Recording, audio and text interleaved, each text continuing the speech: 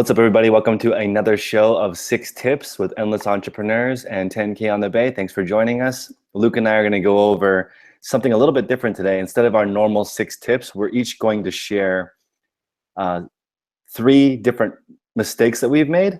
So, Luke, why don't you introduce yourself again for people who are just first tuning in, and then also maybe just go straight into your first mistake. Yeah, absolutely. Thanks, Chris. So those of you who haven't followed my channel or seen any of our shows, I have a YouTube channel called Endless Entrepreneurs. I'm a part-time eBay seller, specialize in men's clothing primarily, branching into women's recently, and I do it very seriously. It's a lot more than hobby at this point. But yeah, that's kind of my background. I will jump right into my first one because I have made lots of mistakes, and crafting this list, these top 3, was pretty interesting as I started thinking about it. Let me just pull up here because I want to stay in the same order that I brought up.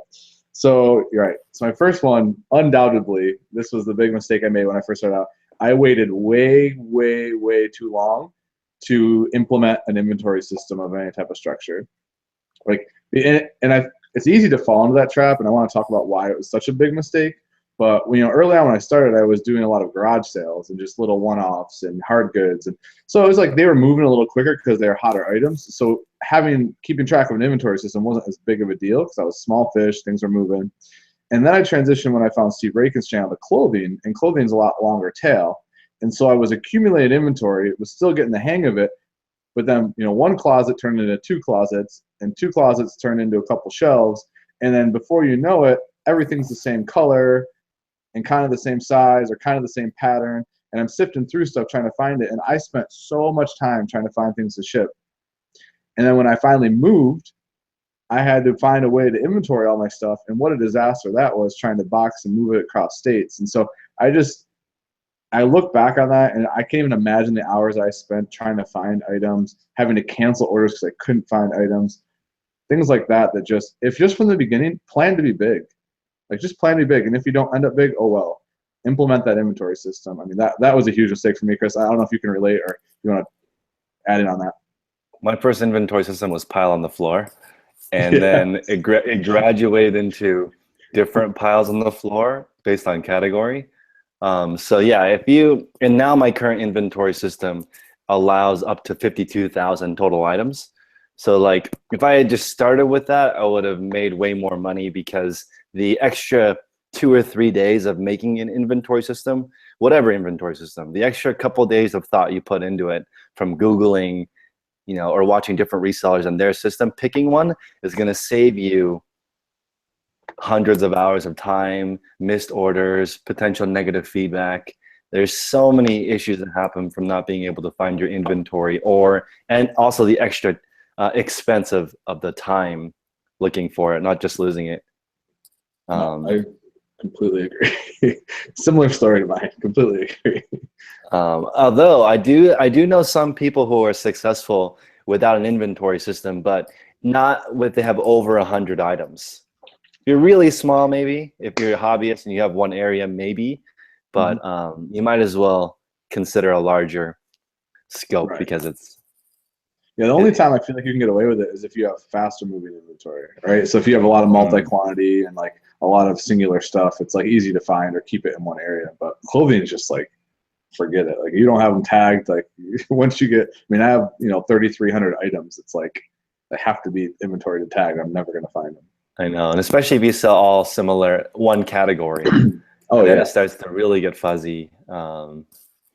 So that is an awesome mistake. My not biggest mistake, but one mistake I want to share right now is focusing on the number of items in my store. I mean, obviously I'm 10K on the Bay, but really I get the most common question I get is, well, how much profit is that? So I get it. I picked 10K on the Bay because it's catchy, but ideally I've shifted my goal to a profit goal. How much profit am I listing per week? How much profit am I actualizing each week from my sales? So sometimes it's easy to forget that and just think I want a gigantic store, but a lot of stuff is fuzzy. Like if you look at Walmart, is running at a 3% margin, and they're totally okay with that, right? But then you look at Apple, they're running at a 25% margin, which is like unheard of for a company that large. But then it just goes to show how much more profit that actually is when you look at the difference between, different profit margins. So I don't know if you ever forget about the profit margin, Luke, but that's something that it's easy for me to forget when I'm thinking, oh, I need to get 100 listings up this week or whatever my goal is. Yeah, no, I think that's an awesome like mistake slash point to make. Like, especially early on, I got so caught up in when I was sourcing, it was like, oh, 4 into 20, 4 into 30, 10 into 50. And it was like, but okay, but how much is it going to cost you to ship? What are the fees going to be associated with that product category? What are all the other things that come into that? And even with like buying decisions like that is how much time is it going to take you to list 20 items that make you $5 versus 40 items or versus 10 items that make you $30 each. It's like there's that cost, the opportunity cost of the time that goes into each item you list. And as you focus on profit, you actually increase the hourly rate you earn when you can increase the profit per item you list. And because you only have so much time, unless you're scaling with employees, and that's when the conversation becomes different. But I think especially early on in a business, especially on eBay, you kind of forget about all the, I always like to talk about like kind of like the gross sales to net sales walk, like all the expenses that take you down to net. A lot of times it's very easy to forget about that when you're sourcing, right?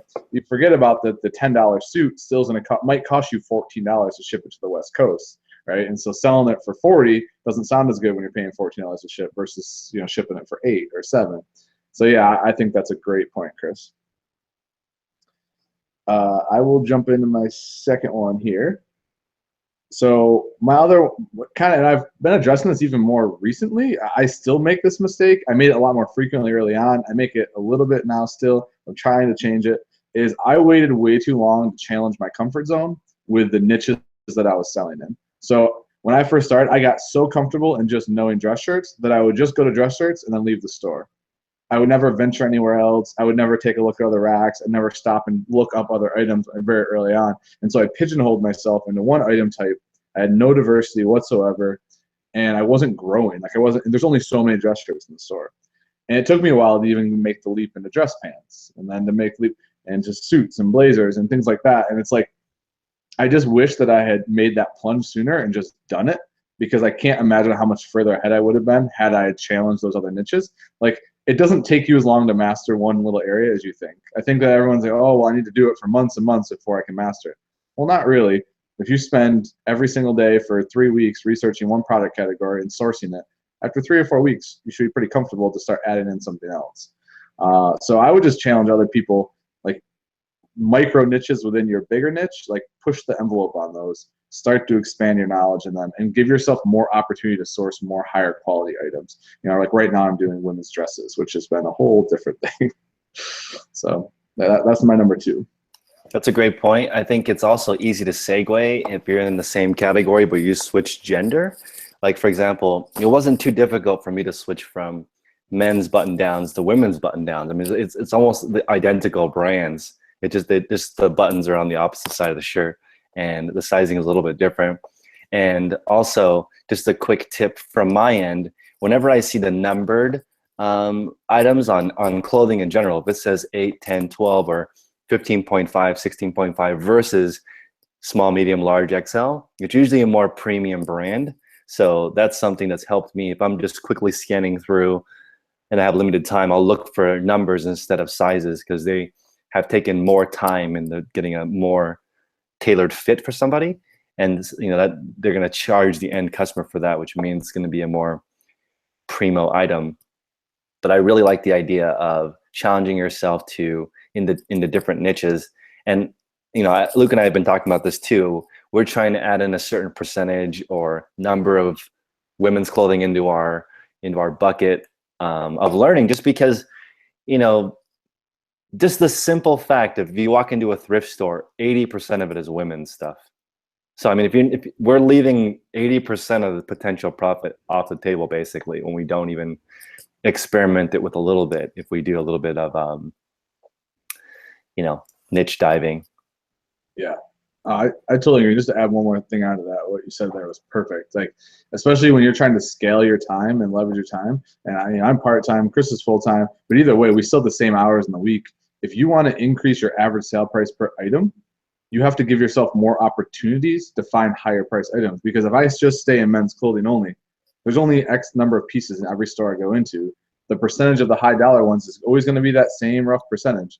if I don't increase that pool to the women's side or to hard goods or to something else, I never give myself more of an opportunity to find higher price items. And so, just that's how you grow. Like that's how you make more money, more profit, higher selling price, and scale your business. So that's a great point, Chris. I'm going to hop into my next tip, which is not factoring in time into the selling cost. And this is something that I think it'll lead into my third point in just a second as well. But for example, I love selling electronics, but when I factor in the time of testing it, packing it, storing it, and also the extra time it takes to find it, I need to make sure to add all that time into the equation, and then figure out a fair hourly wage for myself, and just figure out how much time it's taking. So as an example, I've been selling a lot of VCRs, DVD recorders, and it's been taking me 20 minutes on average to get the item ready to ship so I can do 3 an hour, which is horrible.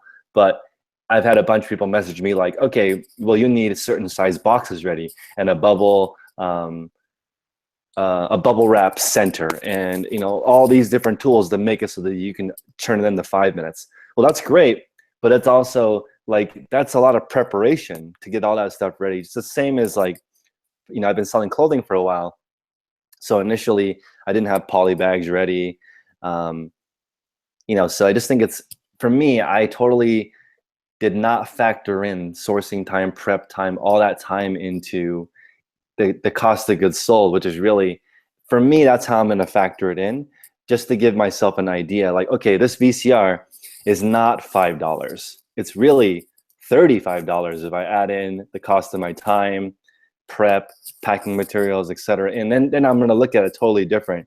Instead of it costs $5 at the thrift and they're selling for eBay for $70, right?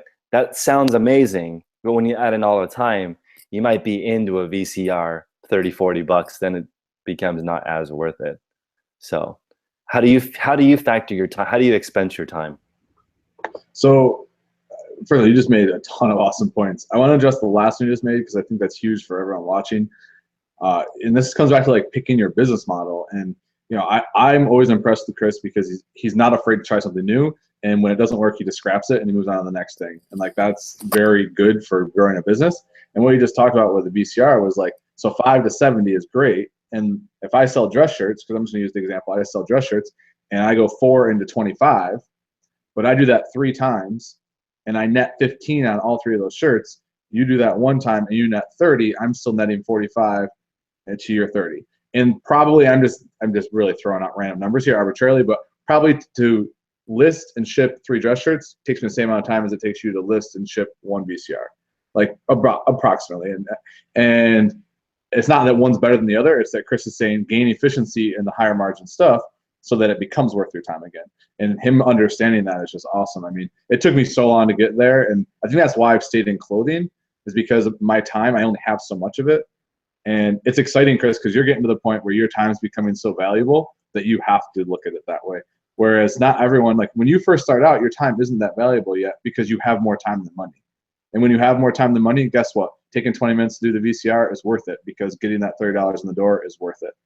And as your time becomes more valuable, as Chris is definitely becoming more valuable, you need to really pick carefully what you're spending time on and get more efficient if you want to continue doing that. So the way I do it, I just stick to my swim lane, right? Like my swim lane is clothing. I only need a couple core products to ship. That all stores the same. It all sources from the same areas. I hit the same stores. Like it keeps my time very limited in all those areas. That's how I handle it now. Later on, as I keep scaling, it's going to become more of a challenge, and that's why I love doing these shows because it makes me really think about it. But it was a long-winded way to answer it, but I just thought you just gave a ton of value there, the answer. So just wanted to come on one more tip one more idea before we get into your third tip, which is I asked the person at Plato's Closet and Buffalo Exchange, which are 2 stores here that either do consignment or they buy items from people. How do they research and what are they doing? And they're saying, well, with used clothing, it's different than new clothing. If it's a new item, we just briefly check condition, goes in. If it's used, then there's more stuff to it. We have to check, different areas of wear, different areas of whatever. So so let's say, for example, there's a $10 profit on a new item that we're gonna buy. There's $10. If we're gonna buy a used item, we're gonna try to get apples to apples $12 or $13 for it, because it's gonna take $2 or $3 more to process it. When they're looking at like used items take longer to process, so the profit margin needs to make up for that. Otherwise, we might as well just only sell new. If it's the same amount of work, you would always pick the one with the higher margin. But if it's not, you need to be careful. And I thought that was interesting because, you know, a lot of us might be using the same margin for new and pre-owned, and there's no question new stuff is faster to list. That's another amazing point. And I think as you looked at people who scale, right, they scale in the warehouses, they scale bigger, they start doing bulk buys. Usually they get to a point where they stop dealing with the used part of the bulk buy. They part it off to someone else whose time is still worth it to do the used stuff, and they only do new because the systems allow them to be more efficient with the new. They'll take a lower margin, like you said, because it takes less time. So great point, Chris. All right.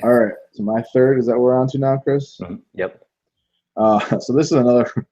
These all three were pretty big for me. So I took way too long to experiment with the different shipping methods available to me and making them the most cost efficient possible, whether it be with different supplies from USPS, the different methods you can ship. And like the one that always sticks out to me is regional A and regional B boxes versus shipping just straight priority. And forever, because I didn't take the time to order those boxes or ever have them on hand, I always shipped my suits and blazers priority, if they couldn't fit into a flat rate. So it was like, I'm spending to West Coast, I'm spending $14, $15, dollars to get a suit over there that's heavy. If I can fit that suit in a regional A box, yeah, it's still $10, but it's $4 cheaper. And those instances of all the different shipping methods, like I just took way too long to get out of my comfort zone. And again, it comes back to comfort zone. You just kind of get into these routines that are comfortable. And I grabbed the poly bag, I put it in here, I print the label, good, I'm done. And I just took way too long. And I know we did that episode on shipping a while ago that was, kind of touched on that a bit, but I wish that I had done that sooner. And I kind of encourage everyone else to just really test to save as much money as you can. It's a great point. And we had given advice, or I had given the advice a couple of episodes ago saying you should buy one of every single box. And I had a little bit of criticism, people saying, oh no, it's going to take up too much space in people's houses, but it's really not if you only order a couple. So I encourage you guys to order all of them and then just go through them. Think about what, price it out on when you're shipping something, see what a different box would cost. And you only have to do it 3 or 4 times before you sort of have an idea of where it is in your specific area, what makes sense. If you live in the middle of the country, there's maybe more simplicity in it than if you live on one of the coasts like Luke and I. But I think it's just, as Luke and I prepare, we're going to do a show where we ship one of every single kind of box. It's going to take some time for us to figure that out. But once you have an idea of your area, it's also advantageous for your customer because you can give them more options. There are very few huge sellers that only have one shipping option. Most likely they're giving you a couple, fast or cheap. Those are 2 options you can give to your customers. Yeah, absolutely. Let's see. Let me roll into my third tip for today, which is not focusing more on wholesale or relationships. I focus a lot on wholesale and relationships to begin with, but I think it needs to be almost a majority of my time. And I look at, for example, another person on one of my calls, his name's Kevin. He is not scared to share what he buys, where he buys it, for what price, because nobody else can get it because of the relationship that he has. And that's something that I think is so critically important. If you have a relationship of supplier, and this is why people on Amazon are so reluctant to share what they're selling or where they get it from, because they don't want you to start building that relationship with that person. They have it on lockdown. They want to keep it. And it's just like a steady supply of cash. And this is the same thing for people who have a local honey hole with their Goodwill, where they know every single person that works there. These are the people that work at a Ross and understand the markdown process. And so they can call the manager beforehand or text them and say, is it this time of the month where things go on a certain sale? I think that relationship part should be the focus of your week, not a sub part of it, because it's such a competitive advantage to have a personal relationship with the supplier. And I just can't even describe how gigantic of an advantage it is to have a lockdown on a supplier. And then one last comment on that is, I have noticed like the proximity to the Goodwill bins is like the number one factor to like how good people are at the Goodwill bins. From what I've seen on Instagram and YouTube, there are people who live right next to it and they go there all the time and their relationships are better. There are people who have to commute 3-4 hours to it. They don't have as good of a relationship with the people because they can't go as often. So I just think that's very, very interesting. Luke, what do you think? Yeah, I mean, I think you're spot on, especially in aligning that time that you spend on developing those relationships with your goals, right? So it's one thing if you want to be, if you're a hobby seller or a small seller, you enjoy just, flipping stuff you find here and there, then, maybe that's not a focal point for you. But if you have any aspiration whatsoever to grow, eventually you get to a point where your time caps out, and the only way to keep growing is to buy in bulk, right? To buy wholesale, to get those relationships. And if you're not working on building them now, you're going to hit that kind of that top point where you can't grow anymore, and you're like, oh crap, how do I get more? And if you haven't been building them all along, you're going to be stuck. And I think that's why it's such a valuable tip and point you just gave there. And around here it's really weird because they don't deal or negotiate from what I've seen. And I've asked a lot of people, like I ask every chance I get anyone, if there's possibility, and I've gotten the same standard answer every single time. And I will keep asking. Every store I go into, I will continue to ask and try to talk to managers and see, just because at some point it will flip, and I want to be right there in the middle of it and be the person who's been pestering them in a nice way, but the person's always asking and they know me. And so yeah, I agree totally on that. Spending time is super valuable in growing those relationships. And this is something that I think is sort of preventative.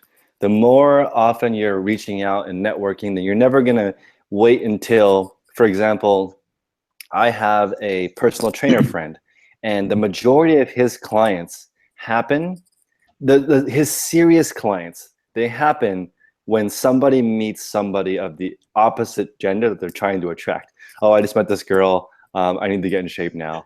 And they're there ready to learn on how to lose weight. And he's like, why didn't you come to me earlier? So this wouldn't be so, like, your goal is realistic, but your timeline is not. I cannot make you look like that in 3 weeks. We need a little bit more time. So I think it's important to do that. And it's like when people are saying, okay, I just quit my job, I'm going full time, but they don't have anything set up yet. They don't have any wholesale, they don't have any supply or listing or shipping procedures in place yet. And it's just tough. It's tough to do that once you need it. And when you need that relationship, people don't want to be a relationship. That's not how it works. Well, and it's a really good point you just brought up, right? So it's all about leverage. So if you're in a position where you need it, you are no longer in a position of leverage. When you're in a position where it just would be nice to have, you still have a ton of leverage, right? Like, I think about even the bulk buy I just had, like, even though I think I ended up way overpaying for it, I felt like through the process I had leverage and was still getting the price I wanted. I learned from it, but either way, like, I didn't need it. Like, if it fell through, whatever, like, it was no big deal. I didn't need it right now. And I think that's so huge in developing it as you go, because you don't ever want to get to a point where your back's against the wall and you have to have it, because now you're at the mercy for whatever price they set and for whatever, like, it's just, you're losing all the leverage you need in the deal. So yeah, I totally agree on that. And I can see that when I see people who post, I really need to make this much money this week. And what happens is you're going to start buying things that are high risk because you want to make a certain profit potential. For example, you may buy something for 10 that's really popular that will only sell for 15. But you're like sort of desperate for a need. And then when you're talking to the vendor, you might say, man, I really need a better deal on this. Can you give it to me for like 8 or 7? And they're going to be like, no, because they don't need your business on that particular item. They're going to be able to sell it at 10. But if you don't need it and you're about to walk away, they're like, hey, and they need some extra cash. They're going to say, is there anything else that you're interested in to try to bump your average sale price up. And you can say, well, I would take this shirt for 10, but I can only pay 3 today, and they may need it. So that's flipping, trying to get yourself into the position of leverage. Yeah, I totally agree. And I think we could continue to elaborate on this a little bit because we have plenty of time for Q&A. And you kind of touched on another point of when you look at your business model, right? Continuing to develop these relationships, continuing to grow and grow strategically, it also allows you to not sacrifice profit that you have set up in your business, right? Like when you spend all that time listing all those items and picking good things and getting them up there, if all of a sudden you need a ton of cash and you start blowing out inventory that had huge profit potential, but you're giving it for half price away because you need cash flow through the door, right? You're devaluing all the time you spend. So you are taking your hourly and you're pushing it down. That's what you're doing when you do that. Like there's no gain around it. You are literally devaluing your hourly when you push inventory out the door that's worth more than what you sold it for. Like and it's a choice. And sometimes you should do that. Like there's ample reason to. But when you don't need the cash flow, then you sit and get the profit you want, then you are increasing your hourly. And I think that's just something that there's always a balance there. There's always a balance that meets the need of whoever is, driving their business, but it's always something to think about. And especially the summer slowdowns taught me that more than anything. I've blown out tons of inventory. I've gotten rid of a lot of bad buys. I've experimented with auctions. I've done all sorts of stuff to try and figure it out. But I've also been at a point where I'm frustrated and I put myself out of a position of leverage and I give away inventory that maybe I shouldn't have, took a best offer maybe I shouldn't have because of that. It's just that whole leverage scale. So it's very interesting. I'm glad you brought it up. Wow, huge shout out to Wade's Ventures, guys. You should definitely check out Wade's channel. I'm not just saying that because he dropped a $20 super chat, but he also has very, very good content. He puts a lot of work into everything he does, and big shout out to Wade. I want to get into something interesting that I want to bring up, which is faster sell-through has not been more profitable to me. So as an example, my sell-through rate has dropped. When I first started, it was well above 30% a month, and it's dropped to 20% a month, and I'm still profiting way more now because I realized on a $22 average sale, I was making about an $8 profit. But if I just wait and I sell the same item for 27 or 28, I almost doubled the amount of profit I made on the item just waiting an extra month or two, which is amazing. When you think about if you discount $5 and you're only making $5 profit on your item, you just cut your total profit in half. Like you don't realize that because it's not half the total revenue. It's only a tiny percentage of the revenue, but it's the profit part of the revenue that you lose. And I just think it's amazing because you don't realize that when you're like, oh, just a $5 discount. You didn't realize you only had $10 total profit. So you just cut half your margin. Dead on. Well, that's why next year I'm really working towards, I think you are too, and diversifying so that A, I don't get hit as much of the cyclical nature, but B, I'm in a position where if my sales drop in half, I've already prepared for it because I soaked up all the profit before I got to there and I've had it stashed. So yeah, I mean, we can keep beating that. Let's take some questions though. I don't want to ignore people here. Yep. I did see a good question, Chris. I'm going to throw it your way. Was what business policies are you changing during Q4, like heading into it? And I'm going to say that's the general, like what strategies are you implementing, things like that. Let's hit it from there. I am going to switch back to charging for shipping. So I started charging for everything, and then in my new store, I did about $10,000 in sales with free shipping, and then I just started switching back to for shipping, and my sell-through rate is going up, even though they're the identical price. So $14.99 free shipping for me sells slower than $9.99 plus $4.99 shipping. And I think from doing my initial survey, people think $9.99 plus $4.99 is cheaper. Even though it's the same. So for me, as going into the fourth quarter, I'm going to switch everything back to shipping because it makes things sell faster, but that's just my tiny sample size. I like that. That's so interesting. One more point on that. I just did a show analyzing these gigantic stores, and I just want to say this is the thing that I think matters the most. You get a huge time savings if you offer free shipping on every item. You don't need to think about what to charge for shipping because it's always free. There's a lot of stores who do that, and there are a lot of stores who also do flat rate shipping because it's the same. And I think in the end, it's just time. I think we overanalyze how important free shipping is or not. Total price matters, and then the time. If you're in there adjusting your shipping policies all the time, you're losing time that you could have just listed 5 more items and you would have been fine. I agree with you a lot. And it's funny because me and Chris sit here and have this conversation to answer that question. Me and Chris are different in a ton of ways. Like, we run our businesses a lot different. And it's because it just fits our model better, right? Like, for me, I want to scale my time because I have a very limited amount. And so for me, free shipping is a time saver for me. I don't have to think about it. I already know what I'm going to price at. Holding out for a higher price, like Chris discussed before, is better for me because it maximizes my profit per minute invested, per hour invested.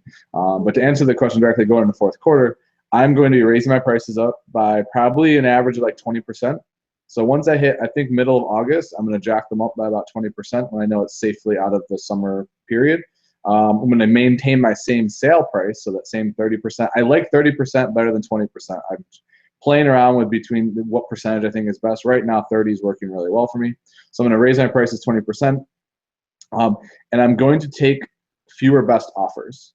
So I'm still going to keep best offer on, but I'm going to be very strategic about what best offer. And I'm also, in preparation for it, I've been auctioning and cleaning out all my old inventory. So I'm never in a position to take a best offer to move out something like that that's older, or not tempted to, because it's already just going to be gone. I'm already going to liquidate it, and I'm going to increase the quality of my overall inventory. So those are the 3 things I'm focusing on.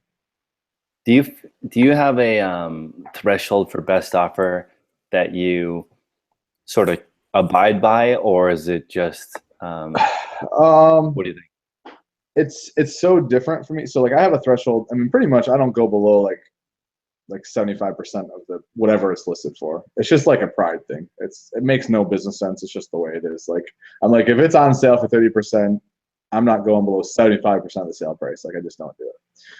And because I have free shipping worked in. But then the other thing is, like, when I get to old inventory where like I can look at the background of the picture and be like, man, I listed that 20 months ago. I'm a little more persuaded to take something lower than 75% just to move it out of there, because it's like, I'd rather get my cash flow back on it sometimes and get it in. So yeah, those are kind of the 2 ways that kind of play in my head a little bit. So I used to do with best offer, I like auto accept above 80%. So for example, $100 item, I'm pretty much okay with anything over 80 if I price it that way. So I have an auto accept, and I left the auto decline off because I wanted an opportunity to sell people. Someone offers 60 and I say, hey, is my market pricing off? Why are you offering 60? Like, at 100, I'm already below the market. Like, can we meet closer to my price? I would type all this out in the comment section and then counter offer 93 on a $100 item. But now, because of time, I don't do that. And I actually set up an auto decline, auto accept at $80. If that's the lowest I'll go to. And then I'm not getting a single email. It's either sold or not sold.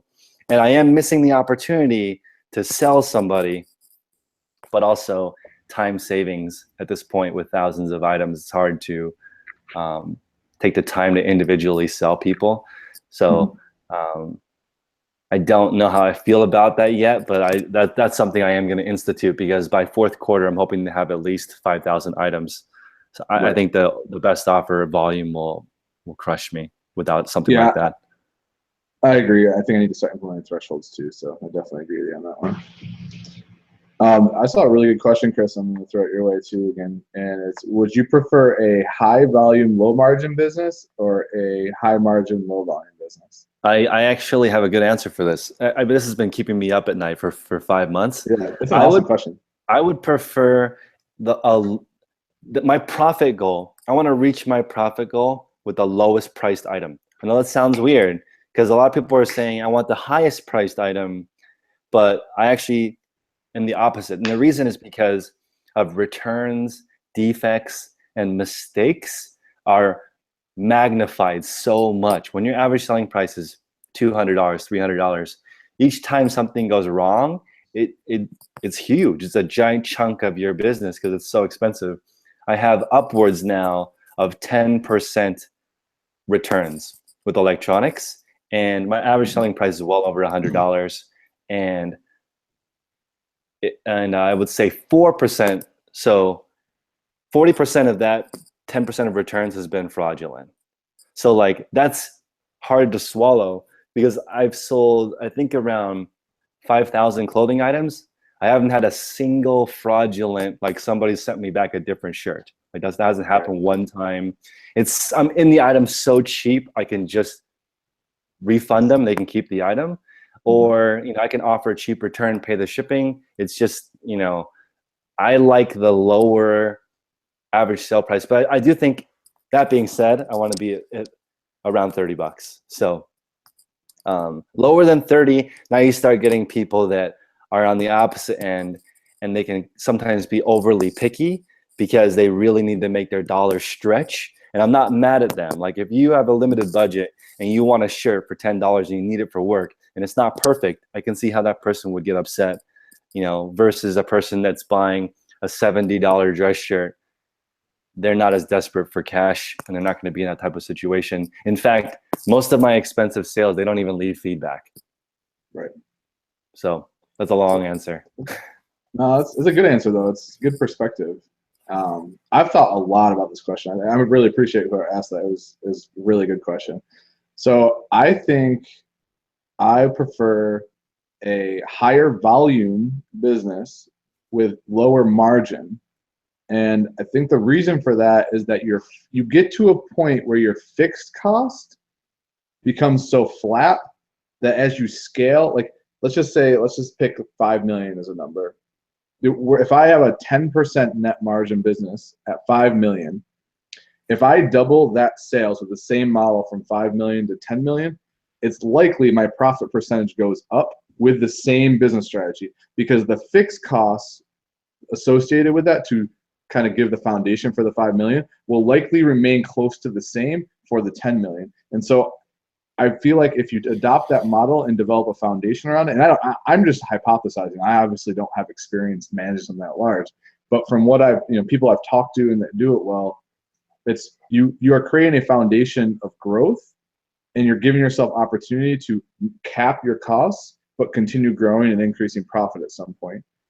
So I think that if I was looking like long term, like I was going to do something for 10 years, for a decade or something, I think that's the approach I would take, is to start with that and build that base, because I think at the end you have the opportunity to keep increasing your profitability. I don't know if that makes sense. That's a great point. And there's also a lot of one-time costs associated with growth, like shelves, for example. You just pay for them one time, and then they just keep paying. Yeah. All right. There's another question here. There's some good questions in the chat. Do you think eBay will get flooded with sellers who get restricted on Amazon? That's a freaking loaded question. That is all you. I think definitely Amazon's going to get more and more challenging to sell on, because Amazon competes with you. They sell the same products that you do, and they also make relationships direct with the manufacturer. Like, for example, they just have a new relationship with Nike, and there were so many 6-7 figure Amazon Nike only sellers that may be gated from selling Nike at all on the platform. So they're going to move their inventory probably to eBay. So I don't think that the market will necessarily tank because there's more supply, because eBay is different. They are more of a platform designed to connect customer and buyer, versus Amazon is like an actual retail company. They buy and sell stuff as just like the sellers. So it's totally different. I think that eBay is designed to help connect buyers and customers. So I guess to answer that question, is it going to get flooded? I personally do not think so. I think that eBay definitely has lost ground since Amazon came along, or they've sort of stayed the same. But I don't know. I feel like e-commerce in general is exploding. So I think it's an interesting question, because when you talk about Amazon sellers coming over, is what Amazon sellers are you talking about? So are you talking about people who sell new items, right? Because here's the thing: is a person who sells all used goods right now, it's probably going to not impact me whatsoever, right? So someone who gets gated in Nike, let's just use Nike as the case study because that's the hot thing right now. Someone has $1 million in new shoes on there, right? They get gated. All of a sudden, they have all this product they can't sell. What do? They bring it over to eBay, all right? So there's going to be time to list it, but they probably have a lot of multi-quantity stuff, whatever. They have the capability, they bring it over to eBay. Well, that does not impact my used shoe market that much. It just doesn't. I mean, if someone's looking for new, they're looking for new. I mean, that buyer is already looking for new. So I don't think from a supply-demand perspective, at least the stuff that I'm in, and from a used market, I don't think it affects it. Where it will affect you, so say you buy a lot of new without box shoes, right? And you sell them on eBay. And you're in that middle ground where you're not completely new with box with everything. I think you're going to get punished hard because the market may get flooded with a lot of the pristine new inbox, which is slightly above, and they're going to sell them at your same price point, which is going to push your margin down. So like that's where I see it going. Or a lot of like, hey, I had all these used electronics that I'm gated in now, whatever. And then they flip them on eBay, and that could impact it too on the hard goods side. But from a clothing perspective, I don't think we're going to see much. Like I don't sell a lot of new attack stuff unless you're a big wholesaler. And if you are a wholesaler selling used clothing, you're likely doing the new attack stuff on Amazon where you can, and you're doing the used stuff on eBay where you can. And so I don't know. I think it's going to happen. I think just the impact is not what people think. It's not like eBay market is going to just tank because everyone's flooded. It's going to be very specific niches that are going to get hit by it. Also, guys, from the last eBay keynote, 86% of the stuff on eBay is already new with tags. So even though it has the reputation for being used goods, it's already extremely competitive in new markets right now. Like I've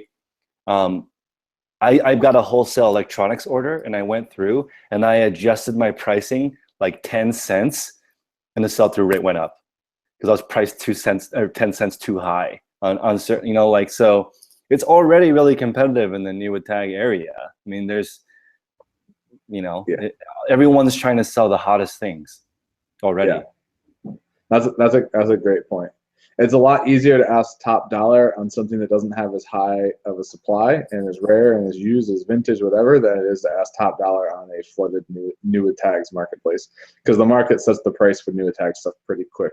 Like it's just the market sets it really fast, and people sort by highest price or lowest price. So yeah, you're absolutely right, Chris. That's a great point. Somebody asked, sole proprietorship or LLC or S Corp, I guess would be a third option, or C Corp. There's a lot of different ways to set up your business. I think it depends on your needs and your goals. And so there's needs to be like 10 shows on that, Luke. It's a big topic.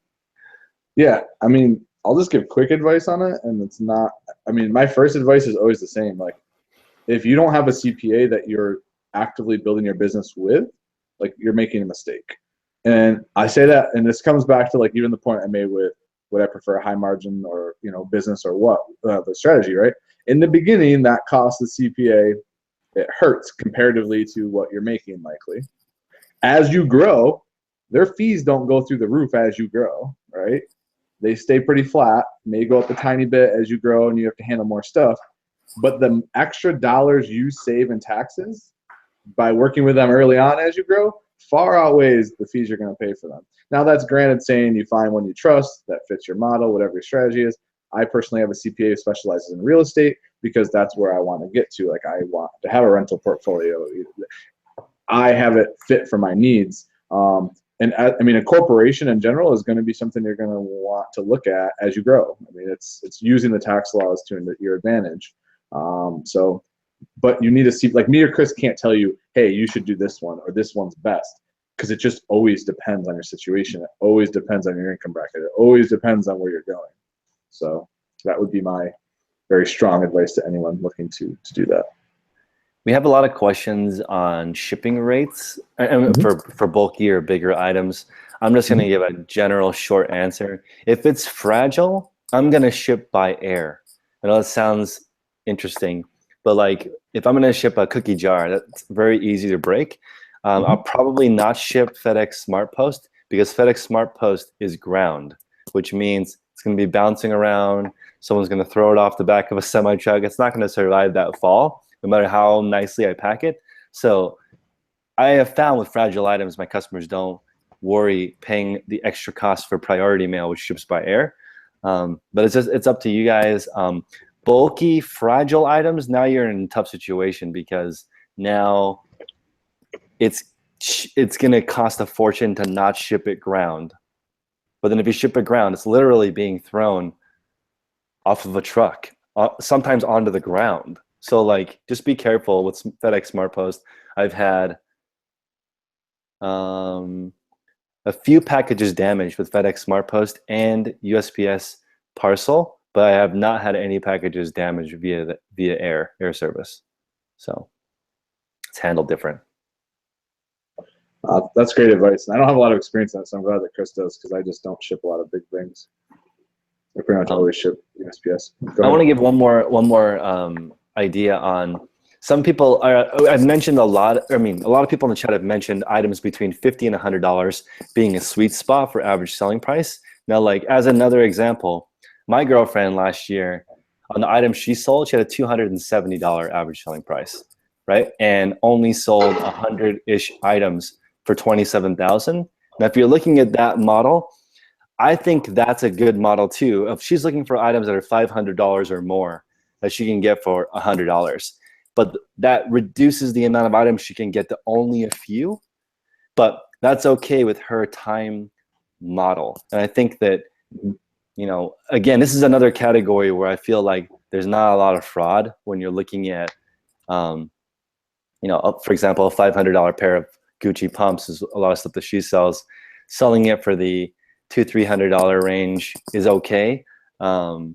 Shoes, I think shoes and like suits are different too. Like I haven't heard many cases of someone returning a different suit, or, you know, if Luke was selling brand new suits that retail for $1,000 for $300-400, I don't think he'd have that many returns outside of sizing.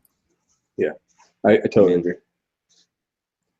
Yeah, and I just want to jump on ASP for another second, because I think that's a good topic. And kind of off of what the question was, is I think people need to be very careful with using ASP in like a capsule as the marker or evaluation of their business. Like I feel like a lot of people go down that slippery slope of, well, I have a $65 average sale price compared to your 20, blah, blah, blah.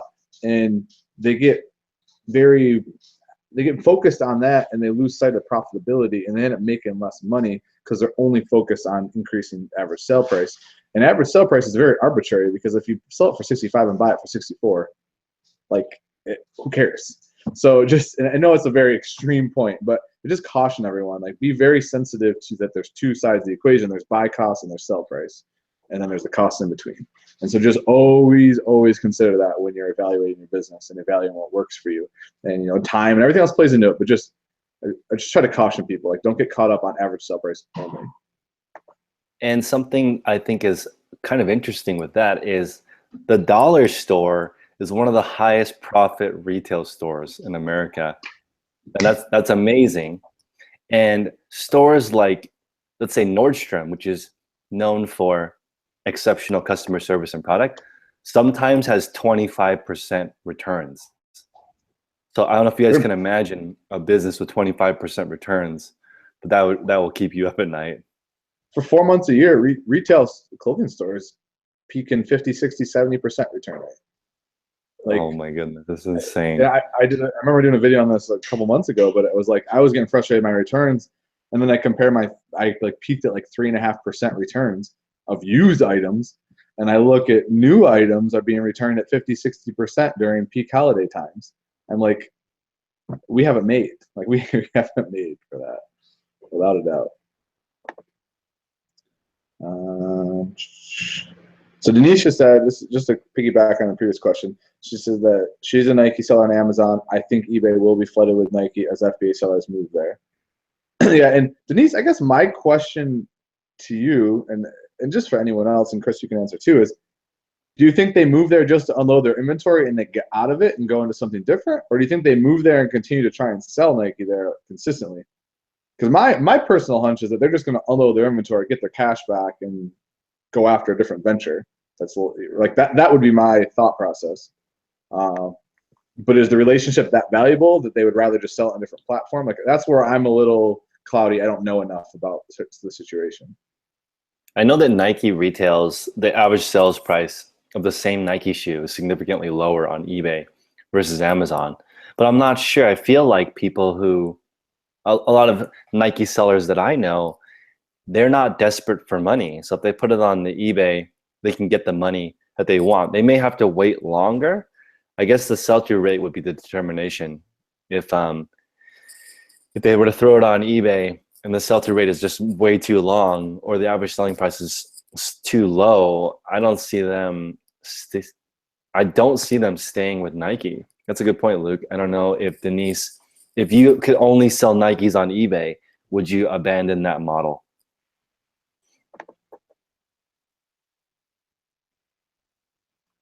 Yeah, and even if she doesn't answer, I mean, I just appreciate her sharing the info and kind of piggyback on that question because I mean it's a very valid like point in the marketplace, and I think the market always adjusts, it always corrects, and these things always happen. And so it's just always the choice of am I liquidating and moving on to something else, or am I adjusting? And then I would even question that, like you said, Chris, is their buy cost with their distributor even profitable anymore? Like with the drop in price from Amazon, eBay, they might price them right out of the market anyways.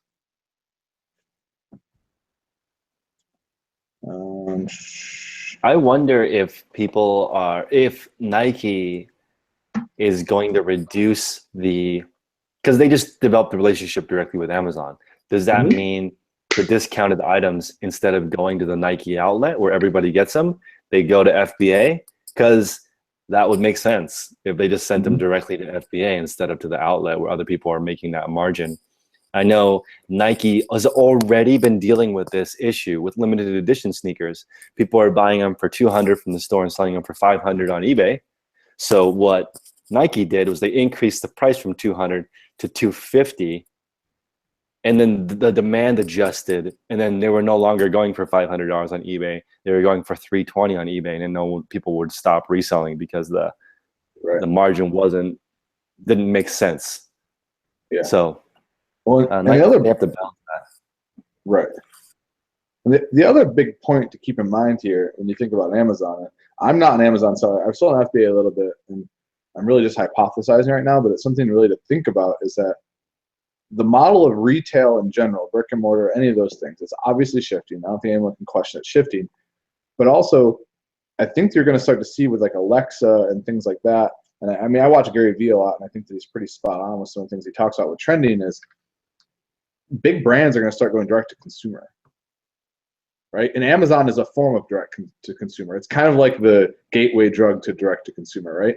Where they're no longer unloading to other like a Dick's Sporting Goods or and selling their product there necessarily. And I think that who knows the time frame of when that happens, but as they continue to go direct to consumer, you're going to see more and more opportunities disappear for the middlemen, right? Because even when you sell on Amazon as a third-party seller or on eBay, you're effectively a brick and mortar retail type person. You're buying and reselling at a different price. You're just doing it on an online platform. So just like that's something always to think about as you're adjusting and developing your business model is that direct to consumer approach is going to become more and more prevalent. And Dan just asked why I don't sell on Amazon anymore. I just don't enjoy it, to be completely honest. Like for whatever reason, I'm oddly like selling clothes. It's fun. And so I just do what's fun. Like that's just, if I'm going to spend all the time, I want to enjoy what I'm doing. I want to just mention a point where talking about scarcity. Things that are hard are inherently more scarce and they become more valuable. Like if you take organic chemistry in college to become a doctor and it's really hard, then it makes it so that being a doctor is more valuable, right? So I actually met an Amazon seller that only buys items that ship freight. Okay, like that means it's like 1,000 pounds or more. So he's in the category of equipment. He's only selling items that are 1,000 pounds or more. That's insane, right? People are complaining about items that are over 1 pound. He's only picking items that are over 1,000 pounds because it's hard. There's so few people that are going to enter that market with him. He's now figured it out. He told me there's only 15 people in the whole country that have that same model because who even wants to figure that out? You have to learn, even the normal shipping companies, FedEx, UPS, and USPS probably wouldn't even be your main transporters if you were shipping only freight, giant pieces of equipment, industrial stuff. But again, that's more stable to me than selling Nike when there are literally thousands of ungated Nike sellers. The competition is super stiff. Slight fluctuations in the market are totally going to mess you up. Where like this guy who's selling freight, as an example, let's say you were selling washing machines. That's probably not very high competition. Well, and it's one of those things where you hear the quotes all the time, like, you swim upstream, go away from where people are headed, like, because it gets flooded and the competition's fierce, right? And if you don't have to compete, why compete? Now, in a microcosm of that, I like clothing because I can walk, and this is not like, this is just the way it is, right? The more knowledgeable of a clothing seller you are, 7 or 10 clothing sellers can walk into the same store, all come out with stuff, right? And I guarantee the more experienced person has a higher average sell price than what they pulled out of there, and making their time more valuable. And spending the time to differentiate and learn that, just like learning the freight game and learning those different things, selling heavier products where most people are, right? Even suits to a point are kind of like that. Not a lot of people mess with suits or blazers or stuff like that. Messing with products that people don't want to mess with creates an inherent advantage right away because you have less competition. So that was an awesome point, Chris. I think that was great. Yeah, I just when all these restrictions happened on Amazon, all the larger sellers are like, good, I want it to be harder to sell. Even for me, it's harder. That's okay. Like, it's just the price to pay to be able to sell on this platform. If eBay says, well, you can't sell used clothing anymore, that's not going to stop some people from selling used clothing somewhere. Right. It's just going to be different, so. Well, that's when people complain about like shipping and stuff. And this is like, when shipping rates go up, or this changes, or that changes, or I know there's a big article about, which we probably should do a video out, Chris, that USPS is going to start weighing everything. So they're going to start weighing absolutely every product, and they're going to charge back. From what I've been reading, they're going to charge back the shipping to the seller now instead of the buyer. Most people are freaking out about that, whereas I'm like, that's great. Now I don't have a buyer who has to go to the freaking post office, pay 10 cents extra because I mismeasured the one package they selected to weigh that day. Makes me look terrible as a seller, but it's all how you view it, right? You view it as, oh crap, we're gonna do all this stuff, or, well, guess what? It's gonna be harder for other people. You adapt, you have an advantage, and you thrive. And so, yeah, I never worry about when they change policy. It's just an opportunity. Every policy change is always an opportunity. So we're almost at the end here. You see one more question you want to grab, Chris?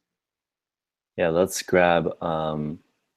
So this isn't really a question, but I am going to turn it into a question from Lavender. Clothesline. This is Karen. She's saying that some people build their entire business off of selling one-off items. And this is something I'd like to ask you. Let's say you want a total volume of 5,000 items. How many different SKUs do you ideally want? That's a loaded range from that is a 1 loaded question to 5,000.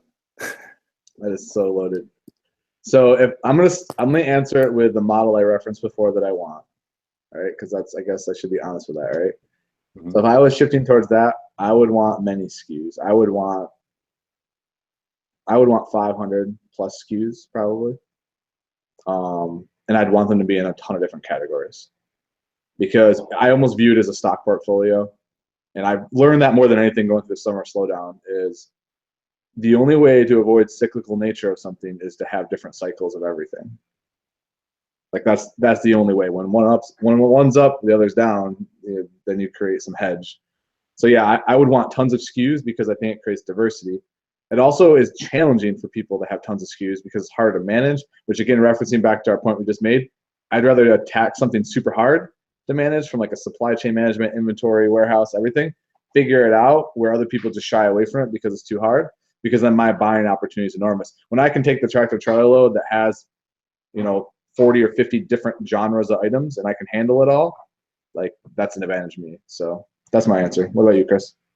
So I met a gentleman named Greg Levine at Amazon ASD, and the average number of items he buys per SKU is 15,000. So he doesn't buy an item unless he can get 15,000 of them, which means basically he has a relationship directly with the manufacturer. And it takes on average 9 months to get a product, to get one product. And he has about, you know, between 15 and 75 products in this process of trying to get to that level of, look, I'm the only person you sell 100% of your items to. Getting to that point with somebody, right? And then exclusivity. Then I just posted somebody on my Instagram who has 226,000 unique SKUs in their store.